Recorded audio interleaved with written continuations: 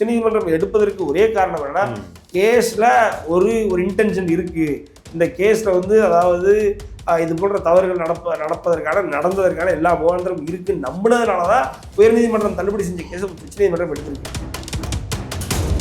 ஏறக்குறைய 2011 போட்ட பெட்டிஷன் வந்து 2016 வரை கிடப்பிலே இருக்கு. என்னென்ன எவிடன்சஸ் கொடுக்க முடியுமோ எல்லா எவிடன்ஸும் கொடுக்குறேன். இதுல பணம் கொடுக்குற மாதிரி ப்ராப்பரா கவர்டு வீடியோஸ், பணத்தை கொடுத்து அதுவும் வெறும் சொற்ப ஓட்டுகள் நீங்க சொன்ன மாதிரி ஜெயிச்சாரு அப்படின்றது வந்து மக்களுக்கே தெரிஞ்ச எல்லாத்துக்கும் தெரிஞ்ச விஷயம்.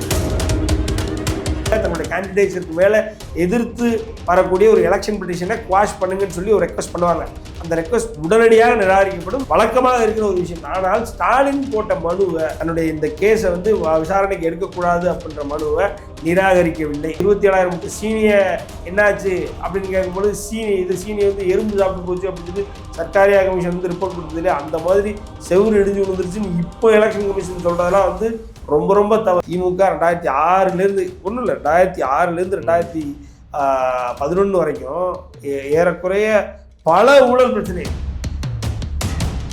பணம் வந்து கட்டுக்கட்டா குளத்தூர் தொகுதியில் விநியோகம் பண்ணக்கூடிய பணம் வந்து கவர்மெண்ட் வெஹிக்கிள்ஸ்லேருந்து சீஸ் பண்ணாங்க, போலீஸே சீஸ் பண்ணாங்க. 2026 தேர்தலுக்கு ஸ்டாலின் அவர்களுக்கு ஒரு மிகப்பெரிய ஒரு அசிங்கம். தீர்ப்பை வந்து ஒருவேளை இவருக்கு அகைன்ஸ்டா ஸ்டாலின் அவருக்கு அகைன்ஸ்டா ரூல் பண்ணிருச்சு அப்படின்னா அவருடைய 2011 எம்எல்ஏ கேண்டிடேட்ஸ் வந்து செல்லுபடி ஆகாது. இது ஆளும் அரசாங்கத்துக்கு குறிப்பாக இந்த சிஎம்மாக இருக்கும் ஸ்டாலின் அவர்களுக்கு ஒரு மிகப்பெரிய நெருக்கடி.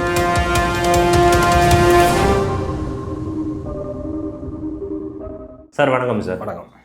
கடந்த 2011 அப்போ நடந்த தமிழக சட்டமன்ற தேர்தலில் குளத்தூர் தொகுதியில் அப்போ மு.க. ஸ்டாலின் அவர்கள் வந்து போட்டிட்டு எம்எல்ஏ வந்து ஜெயிச்சார். அவருக்கு ஆப்போசிட்டாக அதிமுக சேர்ந்த சைதை துரைசாமி அவர்கள் ரொம்ப சொற்பமான வாக்குகள் வித்தியாசத்தில் தான் வந்து தோல்வி வந்து அடைஞ்சார். பட் அப்போ ஸ்டாலின் அவர்கள் ஜெயிச்ச அந்த வெற்றிக்கு வந்து எதிராக தேர்தல் மனு, ஒரு தேர்தலுக்கான ஒரு கேஸ் வந்து போட்டிருந்தாரு. இந்த வெற்றியில் வந்து நிறைய முறைகேடுகள் நடந்திருக்கு, அது குறித்து ஏகப்பட்ட இந்த பணம் கொடுத்தது, போலீஸார் அதிகார துஷ்பிரயோகம், இந்த மாதிரி நிறைய குற்றங்களை அதிமுகவை சேர்ந்த இவர் சைதை துரைசாமி அவர்கள் வந்து குற்றமாக வந்து வச்சிருந்தார். பட் அந்த கேஸ் கிட்டத்தட்ட 10 வருஷமாக நடந்துட்டு வந்திருக்கு.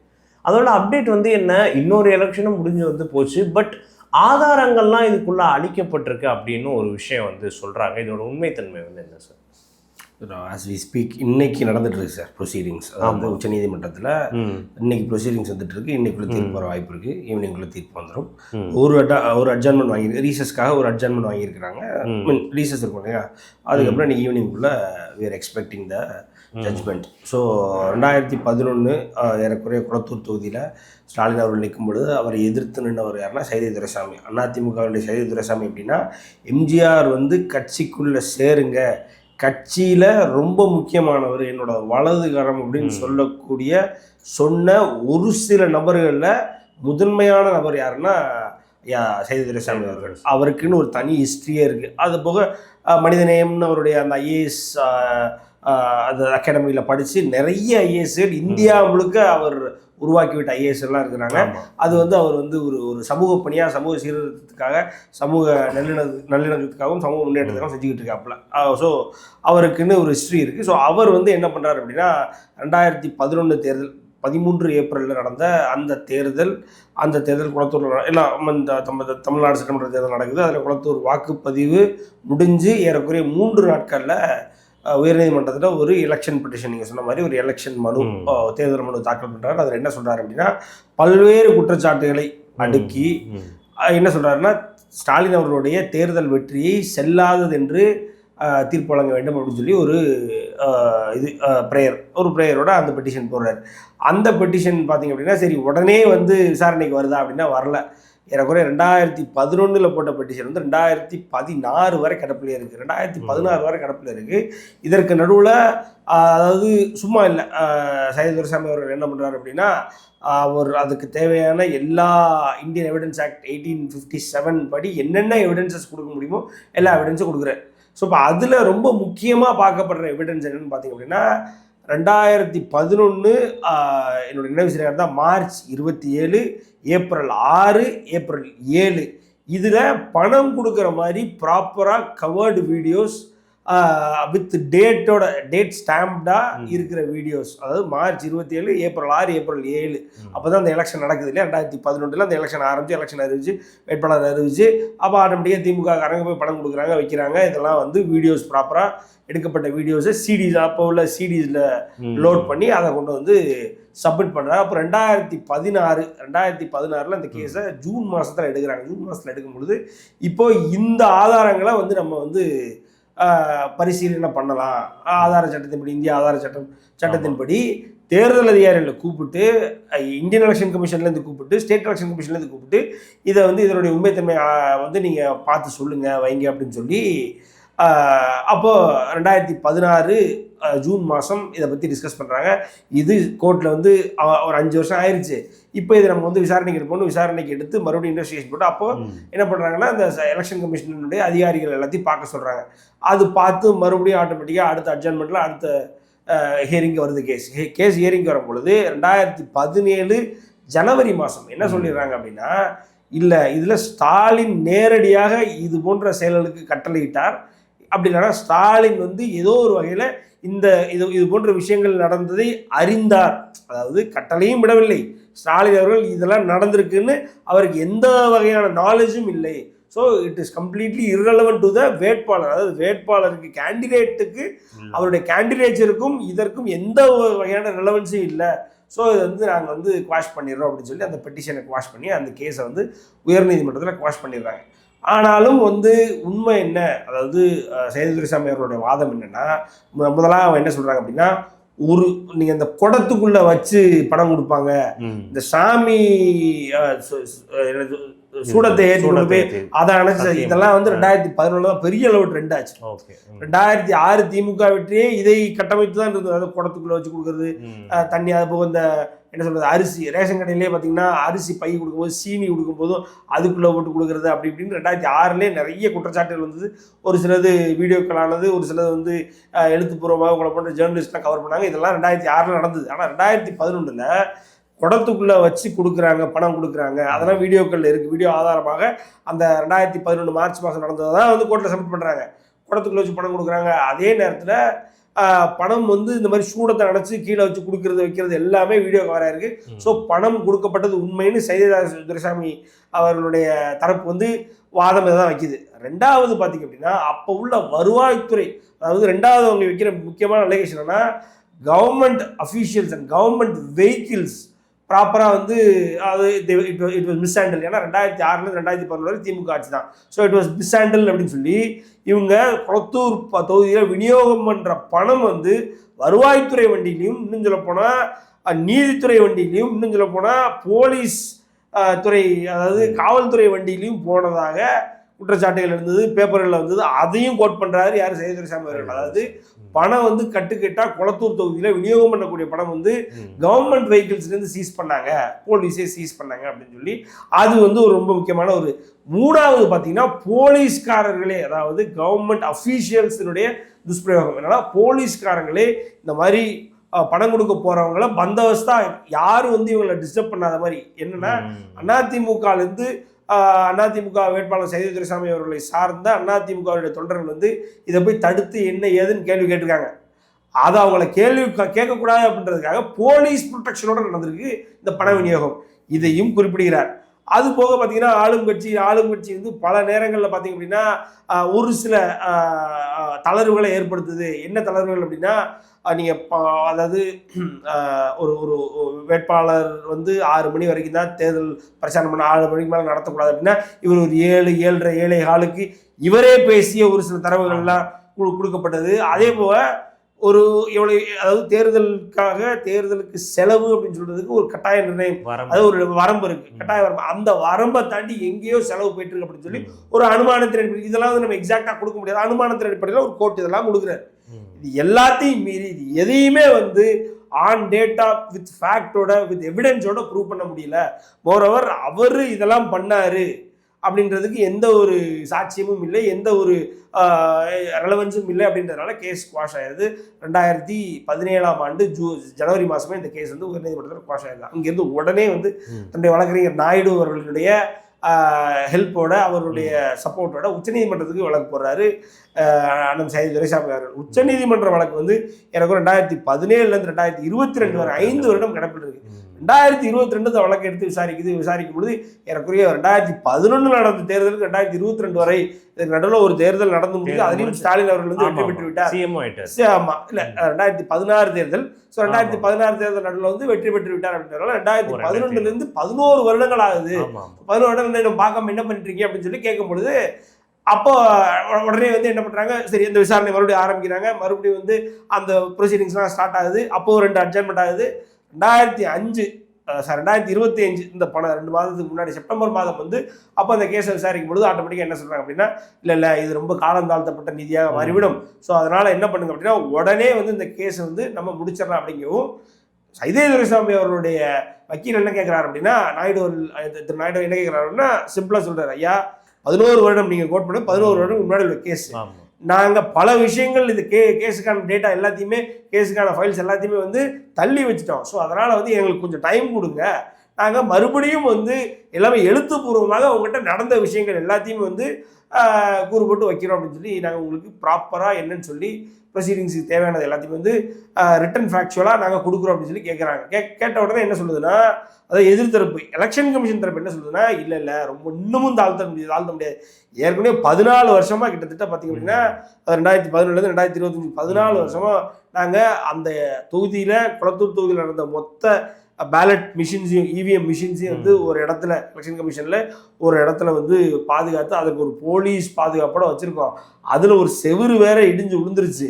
ஸோ அதனால் அது வந்து இதெல்லாம் வந்து கேள்வியை உண்டாக்குது. இப்போது எலெக்ஷன் கமிஷனுக்குள்ளே ஒரு ரூமுக்குள்ளே போலீஸ் பாதுகாப்போடு இருக்கிற இடத்துல செவுறு இடிஞ்சு விழுந்துருச்சு அப்படின்னா இது அந்த சீனி கதை மாதிரி இந்த 27,000 முட்டை சீனியை என்னாச்சு அப்படின்னு கேட்கும்போது சீனி வந்து எறும்பு சாப்பிட்டு போச்சு அப்படின்னு சொல்லி சர்க்காரியா கமிஷன் வந்து ரிப்போர்ட் கொடுத்ததுல அந்த மாதிரி செவுறு இடிஞ்சு விழுந்துருச்சுன்னு இப்போ எலெக்ஷன் கமிஷன் சொல்கிறதெல்லாம் வந்து ரொம்ப ரொம்ப தவறு. அது ஒரு ஹியரிங் அப்போ நீங்கள் செவுறு இடிஞ்சிருந்தோம் அந்த செவரை கட்ட வேண்டியதானே, அதற்கான நிதி கூட இல்லையா, அதை ஏன் கட்டாமல் வச்சுருந்தீங்க அப்படின்ற ஒரு கேள்விலாம் இல்லையா. இங்கே வந்து அந்த ப்ரொசீடிங் அப்போ நீங்கள் வந்து எலெக்ஷன் செவருலாம் இடிஞ்சு இருந்துச்சு, இதுக்கப்புறம் காலம் தாழ்த்த முடியாதுன்னு ப்ரெஷரை போடுறாரு யார் எலெக்ஷன் கமிஷன் சார்பாக. இதுக்கு மேலும் காலம் தாழ்த்த முடியாது, இல்லை இவ்வளவு வருஷமாக வச்சுட்டீங்க, ஒரு 2 மாதத்துல ஒன்றும் ஆகாது அப்படின்னு சொல்லி அவங்களுக்கு அகைன்ஸ்டாக ரூல் பண்ணிடுறாரு. யார் எலெக்ஷன் கமிஷனுக்கு அகைன்ஸ்டாக ரூல் பண்ணி சைதை துரைசாமியோட வக்கீல் கேட்ட மாதிரி 2 மாதம் கால அவகாசம் கொடுத்து நவம்பர் மாதத்தில் நம்ம இந்த கேஸை, அதாவது போன மாதம் நவம்பர் மாதத்தில் இந்த கேஸை மறுபடியும் வந்து ஹியரிங் கொண்டு வாங்க அப்படின்னு சொல்லி ஒரு அந்த ஹியரிங் வந்து இன்னைக்கு நடக்குது. ஸோ இன்னைக்கு நடக்குது. இதில் என்ன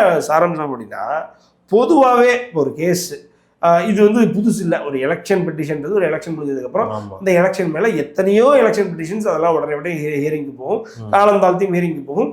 அது வந்து அந்த உண்மைத்தன்மை அப்படின்னா அந்த நியாயத்தை பொறுத்து அது உடனே குவாஷ் ஆகும். அதெல்லாம் நம்ம பார்த்துருக்கோம். ஒரு எடுத்துக்காட்டுக்கு அது ஸ்பீக் இப்போ இன்னொரு கேஸ் நடந்துகிட்டு இருக்கு. 2021 செல்வமோகன் தாஸ் பாண்டியன் அப்படின்னு சொல்லி தென்காசியினுடைய எக்ஸ்-எம்எல்ஏ 2016-21 இருந்தவர் வந்து 2021 பழனி நாடார்னு திமுகவை சார்ந்த ஒருத்தர் ஜெயிக்கிறார். அவரை எதிர்த்து கேஸ் போடுறாரு. அந்த கேஸை விசாரித்த உயர்நீதிமன்றம் என்ன சொல்லுது அப்படின்னா, தபால் ஓட்டுகளை எண்ண வேண்டும் அப்படின்னு சொல்லி டைரக்ஷன் கொடுக்குறாங்க. இந்த மாதிரி இப்போ 2019 பதவியே இழந்தார் ஐயா ரவீந்திரநாத் அவர்கள், ஓபிஎஸ்னுடைய மகன் ரவீந்திரநாத் அவர்கள். அவருடைய எம்பி பதவியே செல்லாதுன்னு அறிவிப்பு வந்தது, தீர்ப்பு வந்தது. தீர்ப்பின்பால் அவருடைய எம்பி பதவியை இது பண்ணாங்க, பாஸ் பண்ணாங்க, எம்பி பதவி இல்லாமல் ஆக்கினாங்க.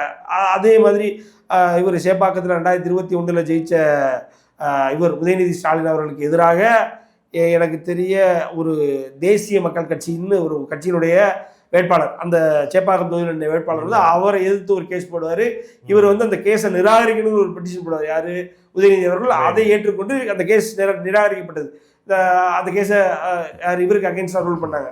அதே மாதிரி 2021 இவங்க உதயநிதி கனிமொழி அவர்கள் தூத்துக்குடியில் எம்பியாக நின்னது வந்து செல்லாதுன்னு ஒரு வாக்காளரே, என்னுடைய நினைவு சரியா சந்தானகுமார்னு ஒரு வாக்காளரே அதை எதிர்த்து கேஸ் போடுறாரு. அதை எதிர்த்து கேஸ் போட்டாரு. அதே மாதிரி அந்த கேஸை வந்து நீங்கள் எடுத்துக்கூடாது, விசாரணைக்கு எடுத்துக்கூடாது அப்படின்னு சொல்லி பெட்டிஷன் போட்டாங்க. யார்? கனிமொழி தரப்புல இருந்து. அதுவும் குவாஷ் பண்ணாங்க. யார்? உயர்நீதிமன்றம். இப்படி தேனி சட்டமன்றத்தில் ஓபிஎஸ் அவர்கள் ஜெயிச்சதே பிராணின்னு ஒரு வாக்காளர் வந்து அதை எதிர்த்து செல்லாதுன்னு கேஸ் போடவும் அதுவும் குவாஷ் ஆச்சு. இப்படி இது பல நேரங்களில் வந்து அந்த வேட்பாளர்கள் இந்த வெற்றியாளர்கள் இருக்காங்க இல்லையா, அந்த வெற்றியாளர்கள் வந்து அதை எதிர்த்து தங்களுக்கு மேலே தங்களுடைய கேண்டிடேட்ஸுக்கு மேலே எதிர்த்து வரக்கூடிய ஒரு எலெக்ஷன் பெட்டிஷனை குவாஷ் பண்ணுங்கன்னு சொல்லி ஒரு ரெக்வஸ்ட் பண்ணுவாங்க. அந்த ரெக்வஸ்ட் உடனடியாக நிராகரிக்கப்படும். இது வந்து வழக்கமாக இருக்கிற ஒரு விஷயம். ஆனால் ஸ்டாலின் போட்ட மனுவை, தன்னுடைய இந்த கேஸை வந்து விசாரணைக்கு எடுக்கக்கூடாது அப்படின்ற மனுவை நிராகரிக்கவில்லை. அதற்கு ஒரு காரணம் என்னன்னா, அது வந்து 2011 2021 வரைக்கும் அதிமுக பீரியட்ன்றது ஒரு காரணம். ஸோ அவங்க ஆட்டோமேட்டிக்காக வந்து அவங்களோட பவர்ஸை எக்ஸசைஸ் பண்ணனாலும் அது என்ன அப்படின்றத உடனே ஆராயாமல் டக்குன்னு குவாஷ் பண்ண மாட்டாங்க. ஸோ குவாஷ் பண்ணாமல் ஒன்று அதை எடுத்துட்டு, ரெண்டாவது வந்து ஸ்டாலின் அவர்கள் மேலே அந்த டைமில் வந்து ப்ராப்பராக அந்த எலெக்ஷன் வந்து it is cash for victory அப்படின்ற ஒரு எலெக்ஷன் தான். பணத்தை கொடுத்து வெற்றி தான் அப்படின்றது வந்து மக்களுக்கு ரொம்ப தெளிவாக, குறிப்பாக குளத்தூர் மக்களுக்கு, அது இல்லாமல் எல்லாருமே பேசப்பட்ட ஒரு பொருளாக இருந்து ஸ்டாலின் அவருடைய வெற்றி வந்து வெறும் 2739 வாக்குகள் வித்தியாசத்தில் சைதை துரைசாமி போன்றவரை இங்கே தோக்க வைக்கிறதுக்கு ஸ்டாலின் இந்த பவரே இல்லை. பணத்தை கொடுத்து அதுவும் வெறும் சொற்ப ஓட்டுகள் நீங்கள் சொன்ன மாதிரி ஜெயிச்சாரு அப்படின்றது வந்து மக்களுக்கே எல்லாத்துக்கும் தெரிஞ்ச விஷயன்றதுனால இதில் தைரியமாக அந்த கேஸை வந்து குவாஷ் பண்ணுறதுக்கு நீதிமன்றம் முன்வரல. ஆனாலும் தீர்ப்பின் அடிப்படையில் பல விஷயங்களை ஆராய்ஞ்சு உயர்நீதிமன்றம் வந்து இந்த கேஸ் வந்து தள்ளுபடி பண்ணாலும் உச்சநீதிமன்றம் அதை எடுத்திருக்கு. உச்சநீதிமன்றம் எடுப்பதற்கு ஒரே காரணம் என்னன்னா, கேஸில் ஒரு இன்டென்ஷன் இருக்கு. இந்த கேஸில் வந்து அதாவது இது போன்ற தவறுகள் நடந்ததற்கான எல்லா முகாந்திரம் இருக்குன்னு நம்பினதுனால தான் உயர்நீதிமன்றம் தள்ளுபடி செஞ்ச கேஸை உச்சநீதிமன்றம் எடுத்திருக்கு. ஸோ உச்சநீதிமன்றம் வந்து இன்னைக்கு ஒருவேளை இந்த தீர்ப்பை வந்து ஒருவேளை இவருக்கு அகைன்ஸ்டா, ஸ்டாலின் அவருக்கு அகைன்ஸ்டா ரூல் பண்ணிருச்சு அப்படின்னா அவருடைய 2011 எம்எல்ஏ கேண்டிடேட்ஸ் வந்து செல்லுபடி ஆகாது அப்படின்ற ஒரு தீர்ப்பு வரும் பட்சத்தில் இது ஆளும் அரசாங்கத்துக்கு, குறிப்பாக இன்று சிஎம்மாக இருக்கக்கூடிய ஸ்டாலின் அவர்களுக்கு ஒரு மிகப்பெரிய நெருக்கடி. ஒரு ப்ரொசீடிங் என்ன இருக்குன்னா, அந்த எம்எல்ஏ அப்போ அவர் கொடுத்த சம்பளத்துக்குலாம் பிடிச்சிருவாங்க. இனிமேல் வரக்கூடிய சம்பளத்துலேருந்து பிடிச்சிருவாங்க. அதே நேரத்தில் அது செல்லாது அப்படின்னு சொல்லி அது ஒரு அறிவிப்பு வந்து ஒரு ஸ்டாலின் ஒரு சிஎம் அவர்கள் வந்து செல்லாது அப்படின்ற அறிவிப்பு வந்து தமிழ்நாடு முழுக்க அது ஒரு நெகட்டிவான இம்பாக்ட் இருக்கும். ஏன்னா உச்சநீதிமன்றம் அதான் ஏபெக்ஸ் கோர்ட்லேருந்து ஒரு நீதி வந்ததுக்கப்புறம் அவர் ஸ்டாலினால் ஒன்றும் பண்ண முடியாது. அது எங்கேயும் மறுபரிசீலனை கொண்டு போக முடியாது. அப்படின்றதுனால ஆட்டோமேட்டிக்காக இது வந்து இந்த தேர்தலுக்கு 2026 தேர்தலுக்கு ஸ்டாலின் அவர்களுக்கு ஒரு மிகப்பெரிய ஒரு அசிங்கம். குறிப்பாக குளத்தூர் தொகுதியில் எந்த ஒரு முகத்தை கொண்டு போய் மறுபடியும் வந்து குளத்தூர் தொகுதியில் அவர் நிற்பாரே ஆனால் எந்த முகத்தோட போவார்ன்ற ஒரு கேள்வி வரும். இது போன்ற பல சிக்கல்கள், இடியாப்ப சிக்கல் மாதிரி ஸ்டாலின் அவர்கள் உள்ள மாட்டிக்கிட்டாரு. இன்னைக்கு உள்ள ஜட்மெண்ட்டை பொறுத்து தான் எல்லாமே அமையப்போகுது. அப்போ ஒருவேளை இப்போ இதுவும் வந்து முகாந்திரம் இல்லை அப்படின்னு சொல்லி சுப்ரீம் கோர்ட்டும் வந்து அந்த கேஸை குவாஷ் பண்ணிட்டாங்க அப்படின்னாலும் நியாயம் நீதின்றது மக்களுக்கு தெரியும். மக்கள் வந்து குளத்தூர் மக்களுக்கும் தெரியும், சாதாரண ஒரு பாமரனுக்கும் தெரியும். திமுக 2006 ஒன்றும் இல்லை, 2006 2011 வரைக்கும் ஏறக்குறைய பல ஊழல் பிரச்சனை. ஒரு திமுக வந்து அதாவது ஆக்சுவலாக வந்து இருக்கிறாங்க, திமுக வந்து ஆட்சியில் இருக்கிறாங்கனாலே அது ஊழல் மட்டுமே செய்யக்கூடிய ஆட்சியாக இருக்கும். ஒரு எக்ஸாம்பிளுக்கு சொல்கிறேன், இவர் அதாவது திரு வேல்முருகன் அவர்கள் வந்து அவருடைய கேஸை அவரை டிஸ்சார்ஜ் பண்ணுறாங்க. டிஸ்ப்ரொபோர்ஷனேட் அசெட் கேஸ்லேருந்து அவர் டிஸ்சார்ஜ் பண்ணிடுறாங்க. டிஸ்சார்ஜ் பண்ணதுக்கு அப்புறம் கேஸை வந்து ஹைகோர்ட்டே ரிவர்ஸ் பண்ணி இந்த கேஸ் செல்லாது, அவங்களே சோமோட்டாக அதை எடுத்துக்கிட்டு ரிவர்ஸ் பண்ணி இது செல்லாது. 1996 2001 வரைக்கும் அவருடைய வருமானத்துக்கு அதிகமான சொத்து வைத்திருந்தார், சொத்தை சேர்த்தார் அப்படின்றது இன்னும் வந்து இட் கேன் பி இன்வெஸ்டிகேட்டட்னு சுவமோட்டோவாக அந்த கேஸை வந்து கொடுத்த ஜட்ஜ்மெண்ட்டை ரிவர்ஸ் பண்ணாங்க. இதெல்லாம் நடந்திருக்கு திமுக அரசாங்கத்துக்கு எதிராக. ஸோ அப்படி அதனால் வந்து மக்களுக்கு தெரியும், இன்னைக்கு ஸ்டாலினுக்கு ஆதரவாக தீர்ப்பு வந்தாலும் மக்களுக்கு தெரியும் நடந்த உண்மை. இன்று நடந்து கொண்டிருக்கும் ஊழல்கள், நீங்கள் இன்னைக்கு செந்தில் பாலாஜி கேஸாக இருக்கட்டும், இப்போ ரீசெண்டாக கேநேரு கேஸாக இருக்கட்டும், இன்னும் பல பேர், வேல்முருகன், சக்கரபாணி, பெரியசாமி, பொன்முடி, எல்லா அமைச்சர்களும், எக்ஸ் அமைச்சரோ செந்தில் பாலாஜி எல்லாருமே பார்த்தீங்கன்னா இடியுடைய வளையத்தில் இருக்காங்க. ஸோ எந்த வகையிலும் மக்கள் வந்து அவ்வளவு சோட போனவர்கள் இதை கூட தெரியாதவர்கள் இல்லை. ஸோ தெரியும். அதனால் வந்து மக்கள் வந்து இந்த தீர்ப்புனாலும் அரசியல் தீர்ப்பாக, தேர்தல் தீர்ப்பாக இதை வந்து செய்யணும். அது அது அது அது ப்ராப்பராக டிஎம்கே அரசாங்கத்தை எப்படி ஒவ்வொரு 5 ஆண்டுகளுக்கும் அவர்களுடைய அந்த ஒரு ஆட்சியை தாங்க முடியாமல் அந்த ஆட்சிக்கு எதிரான மனநிலை ஆட்டோமேட்டிக்காக மக்களே வந்து அதை வந்து ஊர்ஜிதப்படுத்துகிற அளவுக்கு ஒவ்வொரு தேர்தலையும் அவங்களை அனுப்பியிருக்காங்கன்றது அதே போல் இந்த தேர்தலையும் அனுப்பி வைக்கணுன்றதை தவிர நம்ம வேறு ரெக்வஸ்ட்டாக எதுவும் வைக்க முடியாது.